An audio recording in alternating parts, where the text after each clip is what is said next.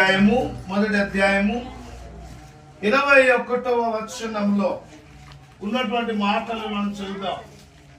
ఆమె ఒక కుమారుని కనును తన ప్రజలను వారి పాపము నుండి ఆయనే రక్షించును కనుక ఆయనకు యేసు అని పేరు పెట్టుదు. దేవునికి స్తోత్రం.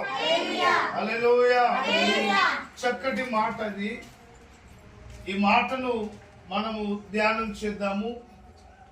ఈ మాట రాసిన వ్యక్తి ఎవరో, ఈ మాట రాయటానికి గల కారణం ఏంటి, ఈ మాటలు రాయడానికి ఎలా ప్రేరేపించబడ్డాడు, అతను ఎవరు అనేది మనం నేర్చుకుంటే ఈ భావాన్ని మనకు అర్థమవుతారు. చాలా మంది ఏదో వస్తున్నాం, వింటున్నాం, వెళ్ళిపోతున్నాం, కానీ దాని అర్థాలు పరమార్థాలు ఏమీ లేవు. ఏదో happy Christmas, merry Christmas, merry Christmas, క్రిస్మసా, మెర్రీ క్రిస్మసా, మెర్రీ క్రిస్మస్. దేవునికి స్తోత్రం. హల్లెలూయా. ఇక్కడ మత్తయి అనేటువంటి ఒక ఆయన ఈ గ్రంథాన్ని రాస్తున్నాడు. గ్రంథకర్త మత్తయి.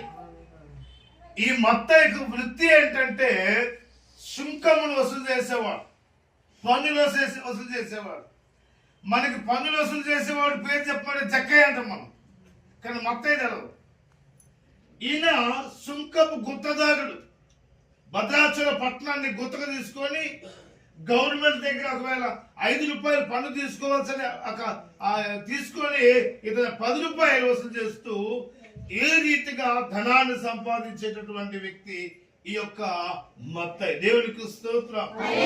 ఈ మత్తయి యూదుడే కానీ అన్యుడు. క్రీస్తు గురించి తెలిసిన వాడు కాదు, క్రీస్తు గురించి ఆలోచన చేసిన వాడు కాదు. అసలు క్రీస్తు ఎవరో కూడా అడిగింది, కానీ క్రీస్తు ఉన్నాడని మాత్రం తెలుసు. దేవునికి స్తోత్రం. చెప్పండి, క్రీస్తు ఉన్నాడని తెలుసు, కానీ ఆయన ఎలా ఉంటాడో తెలియదు. వీళ్ళు వాళ్ళు చెప్తుంటే మాత్రం వింటున్నాడు, కానీ అతను క్రీస్తుని ఎప్పుడు ఎదుర్కోలేదు. దేవునికి స్తోత్రం.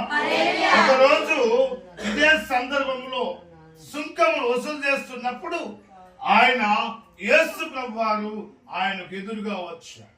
ఎప్పుడైతే వచ్చాడో అప్పుడే ఆయన క్రీస్తును అంగీకరించి తన వ్యవస్థలోంచి కొంత మార్పును తీసుకుని వచ్చాడు.